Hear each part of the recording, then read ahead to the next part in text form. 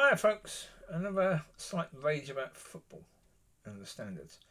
I was just watching the Nottingham Forest versus Crystal Palace game today, and at the end of the match, Nottingham Forest player Henderson, I think Amari Henderson, the forward, he had two opportunities at the end of the game to score.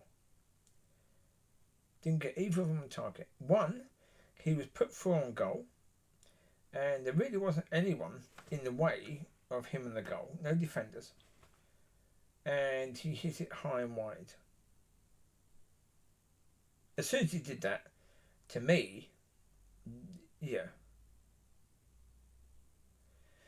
For me, if I was in charge of that club, I'd have a whole different system in the contract. Yeah, you get a bonus for scoring, but when you miss like that, you get money taken off. I'm sorry, you're supposed to be a professional player playing in the top league in the world, and you can see the goal right in front of you. You don't even know how to get the ball into that area. Right?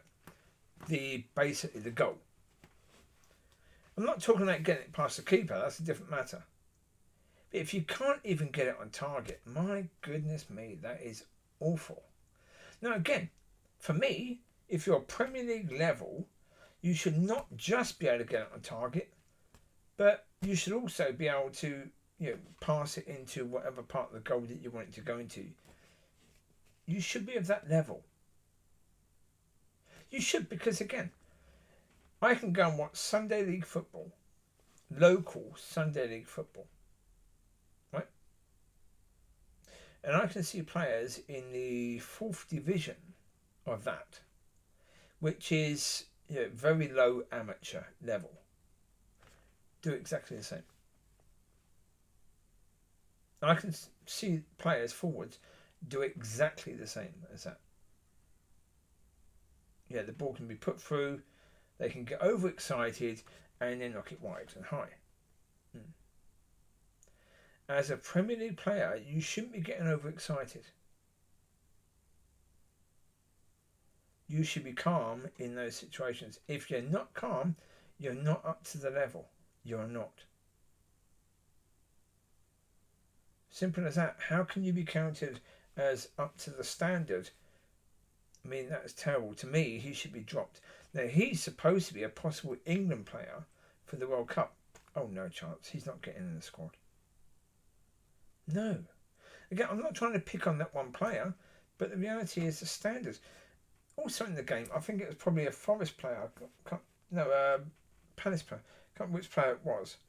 In the first half, they had a shot, and they're running towards the goal.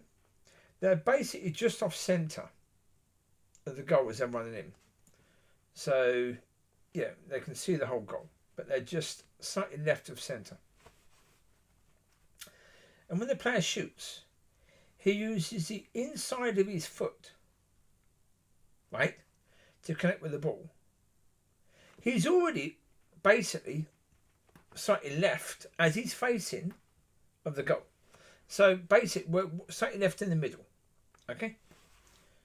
So, therefore, on the left side, as he's looking, his left, he can see less of the goal than he can on the right. Yeah? Because he's slightly left. Of course, the ball goes wide. The ball goes about 2 to 3 metres wide. And it's curling wide because he's using the inside of his foot. The ball is always going to curl to the left. If you're using your right foot and use the inside, the ball is going to curl to your left as you're looking. When you use the outside, the ball is going to curl to the right. In that situation, which side of the foot did he have to use? It would always be the outside. If he's on the left of the goal, he needs to curl the ball slightly right. Not completely right, but slightly right. To get the ball on target. Yeah? Didn't do it. Even if he's aiming for the left side of the goal, use the outside of your foot, curl the ball into the goal rather than curl the ball away from the goal. Didn't do it. He didn't know. How the bloody hell do you not know that and you're a professional football player? It's basic. It's something I learned when I was 12 years old. 12. And they don't even know that. Oh, these people are robbing and earning. They're stealing a living in one of the most wonderful jobs you can have for doing basically nothing and getting a ton of bloody money. Where you can't even be sacked in. Jesus. As I said before, I guarantee I can go to the first, second, or even third division, first or second, of Sunday League football and find players that are better than those two players. Yeah. I know that I can do that. I know that I could go locally and I could find players that are better. What I wanted to do years ago, didn't do it, but wanted to do it, was, start up a football team and, search around, these areas, get the players that play the way that I'd want to play from amateur football. Start a team in amateur football, and obviously get promoted up to the higher level pretty quickly. And then, like I say, make sure you train the players to play a very simple style of football. Not complicated, where everyone knows their job and everyone does the job that they're best at doing. And guarantee you could get into the professional leagues quite easily. Quite easily. It wouldn't be difficult. Look at the way that Wrexham have done it. Now, a lot of people will say, but they've had money to buy the better players. Yeah, but you don't need to buy the better players.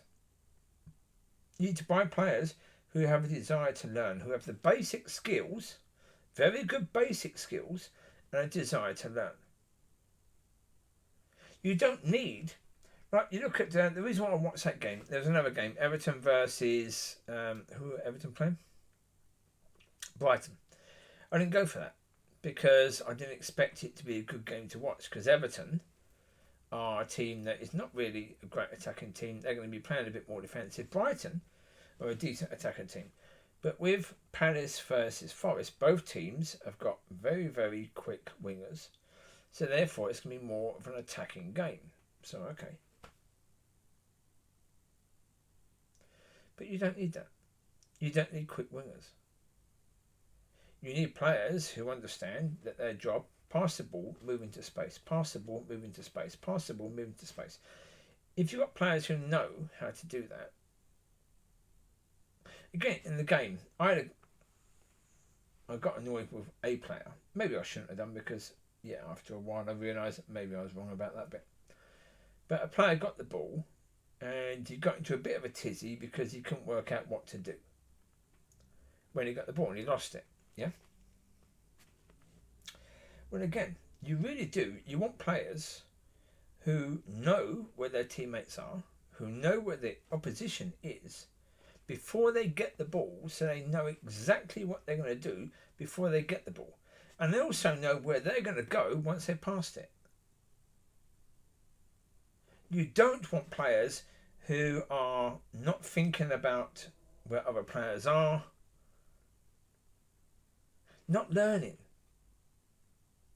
You've got to learn about your teammates. You've got to learn about all of that.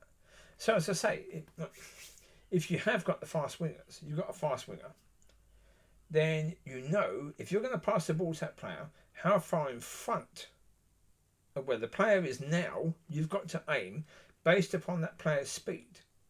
So you've got to get the ball a certain distance in front of him. You've got to aim for that spot, because you know with their speed, if you aim it a bit further down, that player will have to slow down or even stop. If you aim it too far in front of the player won't get it, or he's going to stretch, therefore his ability to control the ball won't be quite there. Most players don't do that. They don't know. Come on. Do better. You're supposed to be professionals. So do better. There you go. You take care. God bless. Bye bye.